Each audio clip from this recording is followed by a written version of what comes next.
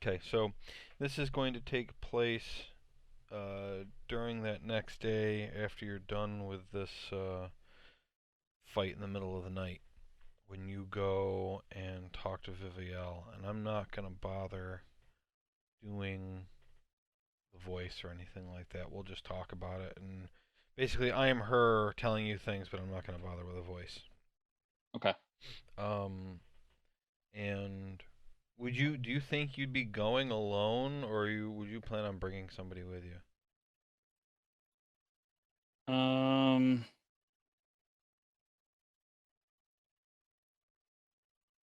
it's a good question. I think, I mean, I was thinking that since the mission was given to you by your god, you'd probably want to get all the information alone and then share what you thought you should, but that yeah, doesn't mean that's how you want to handle it. that makes sense. I would just go by myself. Okay, so you go to her, and all right, so I've made my way through the entire book, and if you'd like, I can spend some time teaching you how to read the language, but I have picked out the most important pieces of information for you. Um, Okay. but I'm gonna start. I'm gonna start this uh, outside the book with information that I have that you may not know. So the beginning of this story, I'm not quite sure when it ends. I know that the Drow, also known as Dark Elves, were driven underground um, 11,000 years ago. And for the most part, the Drow then and still now worship uh, the god Lolth. Which, you're an elf, you know that. That Lolth is a spider person and is evil. And any Drow that doesn't worship Lolth is basically not just excommunicated from the society, but they typically want to kill any Drow that doesn't worship Lolth. Um, and while she's evil, she does give structure to their society. I mean, there are things they believe in, and they don't run around trying to destroy the world because that's not within the beliefs of Lolth. But apparently, and now I'm incorporating some information from the book. Apparently, thousands and thousands of years ago, um, the there were a faction of Drow that began worshiping this thing called the Elemental Eye. Um, Birch Scrivener, who wrote the book, doesn't have any idea what that is, and neither do I. Um, Never heard of it. But apparently, they broke off and began worshiping this thing, and they created a temple um, that was used to uh, summon things to the material plane, more or less for the purpose of destruction. And And Birch didn't know why, but at some point the Drow abandoned this temple. Maybe they were all killed, maybe they went to another plane, maybe they gave up because they couldn't get it to work. I don't know. Um, and then somewhere around 6,000 years ago, the dwarves of Basilmer built a capital for themselves, which they named Tyar Basil. And they built their capital underground as dwarves are wont to do, but it was apparently above this ancient drow temple that I don't believe that they knew was there when they built it. Now, to clarify, the Underdark where the drow live is far below the surface. Um, we consider the area where dwarves tend to build their cities to be underground. The Underdark is 4 times deeper than that. And It's virtually another world underneath ours. Um, so anyway, the dwarves built their city above it, where they stayed for 300 years or so. It would seem, before they were wiped out by trolls and giants and nasties from the Underdark. Um, and then 600 years ago, the Knights of the Silver Horn discovered the abandoned dwarven city, and over the course of 6 years, they built 4 strongholds over the 4 access point to the dwarven tombs. And then they uh, they would end up being driven away and destroyed by the I think it was the Second Troll War. Let me see here. I'm sorry. They were wiped out in the Orc Fastings War. So they built their stronghold 600 years ago. It was there for about 50 years. Then the Orc Fastings War came, and they got eliminated. And from your recent history, the Orc Fastings War was the same war where Wave Echo Cave got wiped out. Now, the general belief is that the Knights of the Silver Horn were exterminated at that time. But what I know is the chief raconteur that the surviving knights became the raconteurs, storytellers who make it their job to gather historical information and to spread it, though we're very few at this point. There aren't that many of us left. But as the chief raconteur, I've known that this book by Birch Scrivener existed, and the Knights of the Silver Horn and the Raconteurs, we all follow the god Dunir, which you know from his relationship with your god Agma. And Dunir, some years ago, basically told me that he had determined that it would be very important that I try to find this book and get it translated. So, I worked with Broldenthar to crack Scrivener's code while my raconteurs were out looking for this book, which you actually ended up finding in Wave Echo Cave. So that is most of the background for things not in the book. Any questions? I don't think so. Okay, so now you understand the structure of what we're looking at here. We've got 4 strongholds, we've got a dwarven city, and we used a bunch of book information. We last talked about this. There were 4 city quarters, each one underneath an access point, and we know that this Drow temple is below that. Well, yeah. Okay. So here's just a bunch of information that I got from the book. Number one, the dwarves of Basilmer worshipped a variety of very common dwarven gods. Moradin, the god of creation; Vergadane, the laughing dwarf, who is the god of luck; Dumathoin, god of mining; Sherendlar, goddess of healing and life; Martha Dwayne, god of wanderers. And what the worship of these specific gods tells us is that they still considered themselves to be part of the greater dwarven community, but they acknowledged that they'd chosen a somewhat unorthodox lifestyle, meaning that the city sure was underground, but they spent a lot of time above ground farming. This valley is very fertile, and so they spent a lot of time above ground farming. Um,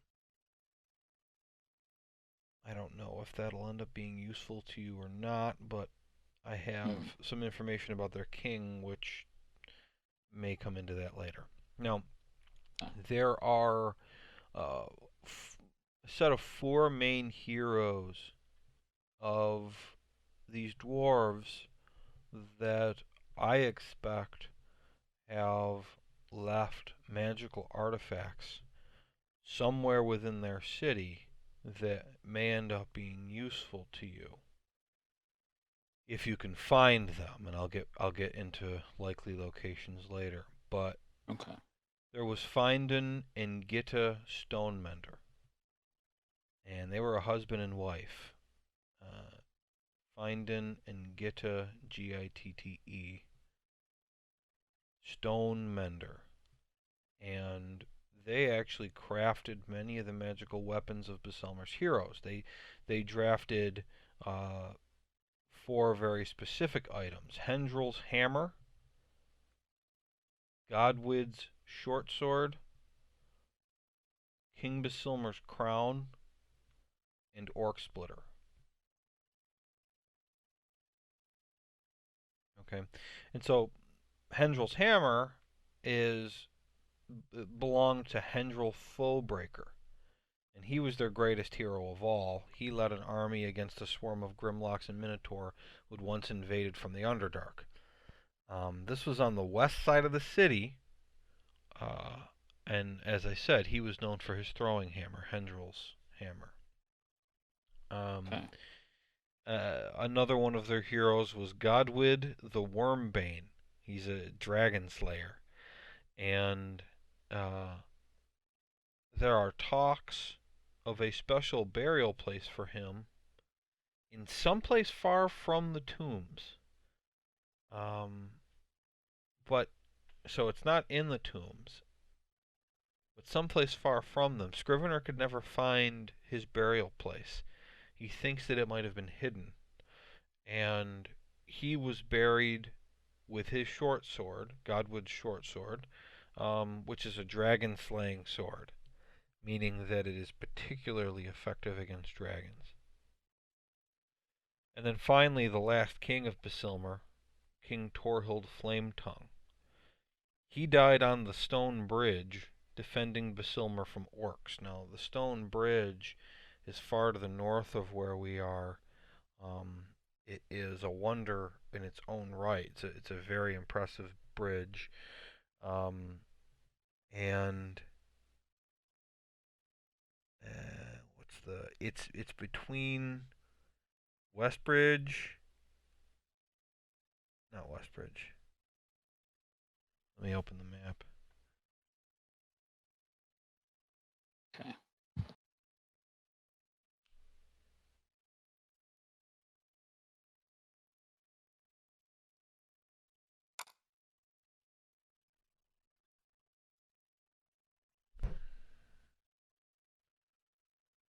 Sighing Valley. We've got so many maps that I gotta like know exactly what something's called to find it. Okay, it's on the road between Belliard and Westbridge. Yeah, I was right. So you know how the river heads north, Yeah. and you remember where Belliard is. Yep. So the road to the west of Belliard, there's a bridge that goes over it. It goes over the bridge. Okay. Yeah, and that's where King Torthold Flametongue died. Now, um, it is believed that his tomb is beneath the halls of the hunting axe, and that he was buried with Orc Splitter, his great axe. And the halls of the hunting axe are located basically off the road between Summit Hall and Belliard. And I can add that to your map. In fact, I will add that to the map. Halls of the hunting axe. You can see it later. So it's a crown and orc splitter, or just orc splitter? Two things, but it is believed that he is buried in a tomb beneath the halls of the hunting axe, and that he was buried with Orc Splitter, his great axe. Um, his crown is not supposed to be there, and I'll get to that. I'll get to that more. Now, there isn't a lot of information on where these things are located because Scrivener himself never found them. But if you see indications for these names, if you see, a placard, a dedication to Finden or Gitte or Hendril or Godwid or Torhild, that's an indication that their item might be there. Okay? Okay. Now, numerous pieces of documentation have indicated that the crown was one of the most treasured items of Basilmer, and that it is located in the Summer Palace. The Summer Palace is basically much closer to the surface than the rest of the city.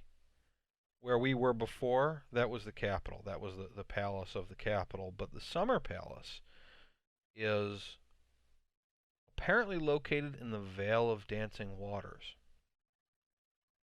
Now, the Vale of Dancing Waters is a hidden place above ground someplace in the center of the Somber Hills, but Scrivener was never able to find it. It should still exist because I've heard of it. Dwarves apparently still use this place, and so the Summer Palace should still be there somewhere. However, if you're not a dwarf, it's virtually impossible to find.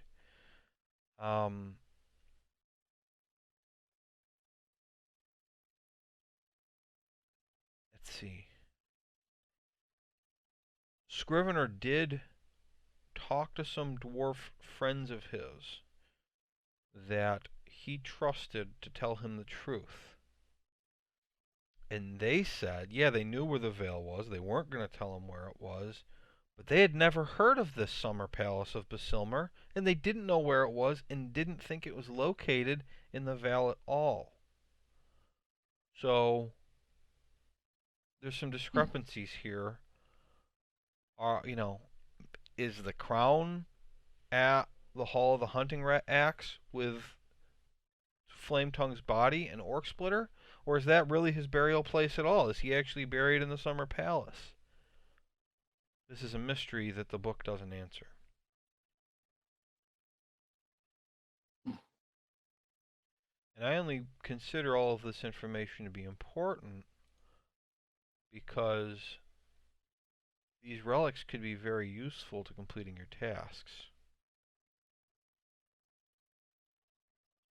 Now, I agree. here's the last piece of important information that I've pulled from this book. Scrivener discovered the temple and did research into the drow and determined, like I told you, that the drow left, maybe killed, maybe they reincorporated into the rest of the drow, maybe there was a civil war, I don't know.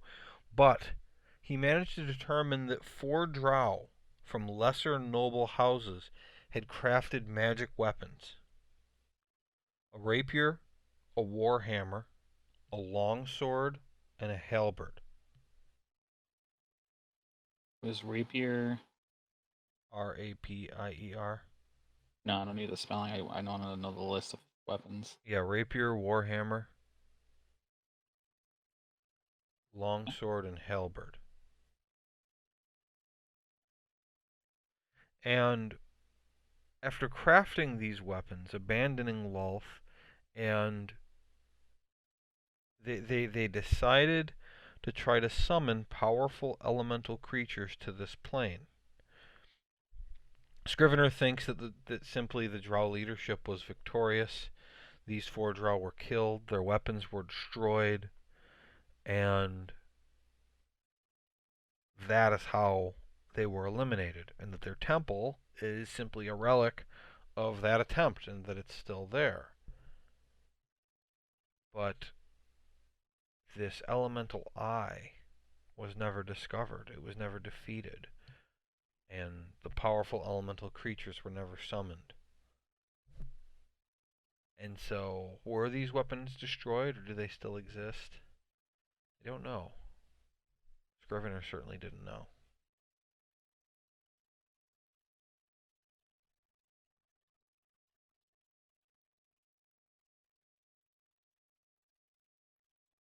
Okay. Now, both of our gods have told us to get this book, and this is the only information in looking through it. this is the only information that I've discovered that Hmm. seems relevant at all. And so, what that means is that though most of it doesn't seem important, it must be. Maybe I'll find more answers when I find these weapons. If they still exist, what if they don't exist?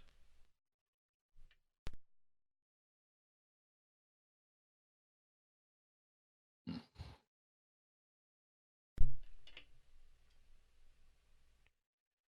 What what do you think? What do you think is happening? With everything that you've seen and now having this information, does that tell you at all what's Well, happening? there has been elementals trying to be summoned, and I think maybe this elemental eye is still around, and maybe they're still trying to Yo, so raise these elemental you creatures. think it's happening again. I think it's happening again. Yeah. Happening again. And are the drow involved? It's hard to say. I don't know that we've actually run into many drow, In your except adventures, for have you run into any? the black spider. Well, the black spider wasn't really a drow, was he? Yes, he was. He was a drow. Okay. Hmm. There was one drow that we ran into. Was he at Wave Echo Cave? Yep. Uh, Remember, he was I believe pretending to be a giant spider. He had a drow druid that's right. I was pretending to thinking be he a was a giant drow. spider while he was invisible, Okay, and he was gotcha. talking and trying to make you think that it was the spider that was talking. Okay, for some reason I had it backward. Okay, so, so we know at least there's a drow involved in some way. So maybe it's not a bunch of drow, but maybe it's a smaller faction of drow. Do So you we know know? there's other people involved other than drow. Do you know what the black spider's goal was? Um, And his name was Nesnar, the black spider. that was a while ago, man. Mm-hmm. Crap. He wanted somebody.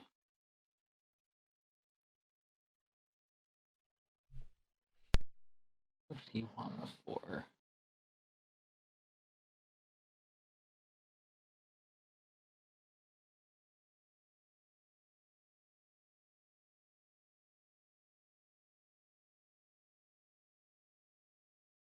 Using those goblins. They wanted Wave Echo Cave.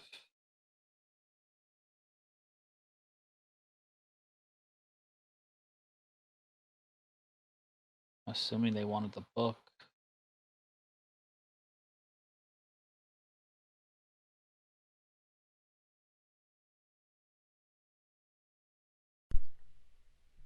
Well, he did tell you what his purpose was. Did you not write it down, maybe? Because remember, he asked you to join him rather than killing him.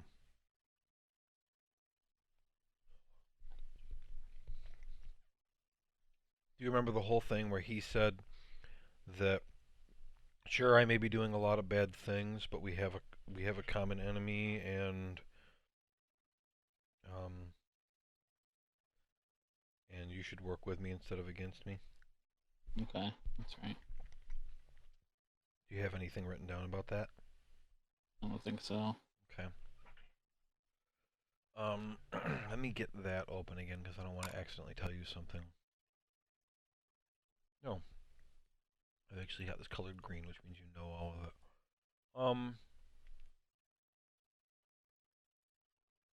Okay. Remember Mormask, that ghost? Yeah. Okay. So before you fought Nesnar, Mormask noted to you that a drow came through the cave about 3 years ago. And that was surprising to you because you believe that no one had been to the cave since Wave Echo Cave was destroyed in the Orc Fasting War. 550 years ago. Yeah. again, that's the same war that resulted in the destruction of um, the Knights of the Silver Horn. That's what it was. He was trying to capture Visser and Devere. Right. He wanted to capture Vizarin Devere, who he said was a member of a drow family which fell a couple hundred years ago. Nesnar claimed that Vizarin is evil and was seeking chaos and destruction. Drow don't typically want just destruction, right? They want what they want. You know, they're They're just selfish not.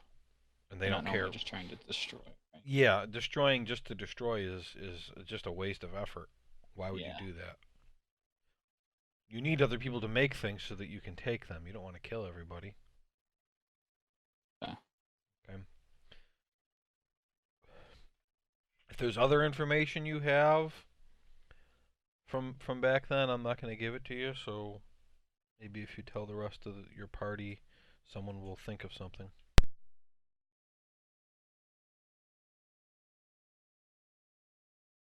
Okay. So you tell her all that, and she says, okay.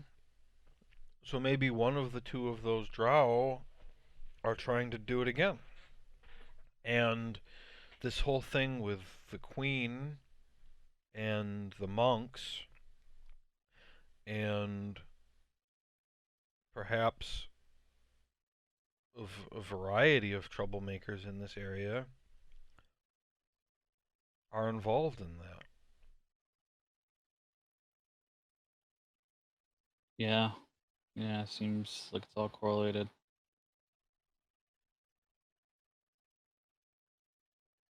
I don't know what way, why Right. these people would join him, but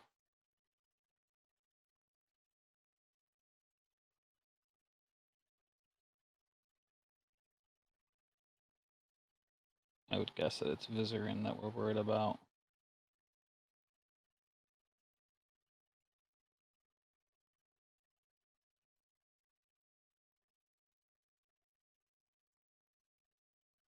So I guess I gotta try to find these, see if these weapons still exist. Right. What would it mean if they don't?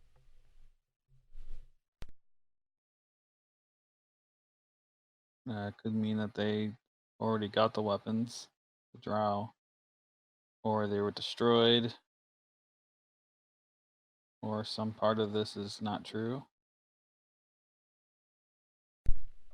There could certainly be a fabrication in here someplace. But would they be able to do what they plan without these weapons? But I know that. Um, you can do an Arcana check, just generally about what we've talked about. 20? Well, when she told you the story, she said they created the weapons first and then they tried to summon stuff. So, if the weapons don't exist anymore, it's possible that they'd be able to just create new ones and and then do whatever it is that they're going to do. Okay. And they need the drow weapons, right? The rapier, warhammer, longsword, and halberd. Well, you don't know what they need. That's just what they made. Well, I mean, like, instead of the helm or the crown, the Hendril's hammer, like the dwarven stuff. Well, neither you nor Vivael know what the purpose of these four weapons was in the first place. Right. Did they have to break something with them? Or the weapons somehow magical and they could cast a specific spell? You don't know. Okay.